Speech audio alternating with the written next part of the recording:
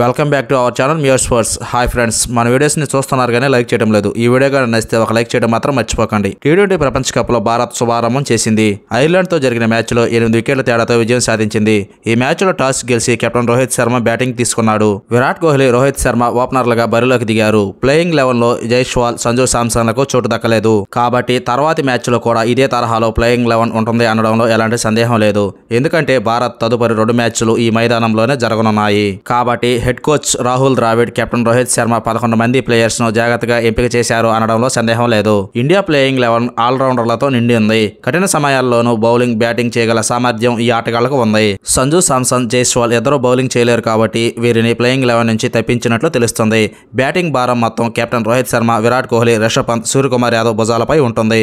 Sivan Dube, Hardik Pandya, Ravindra Jadeja, Axar Patel allrounder పాత్ర పోషించనున్నారు.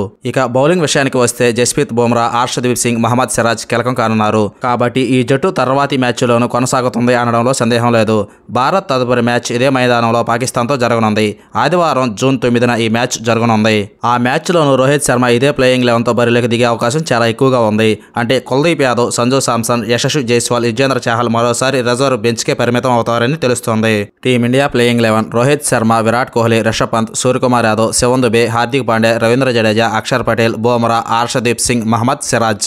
Hi cricket lovers, టీ20 world cup టీమిండియాలో మీ ఫేవరెట్ ప్లేయర్ ఎవరో కామెంట్ చేయండి.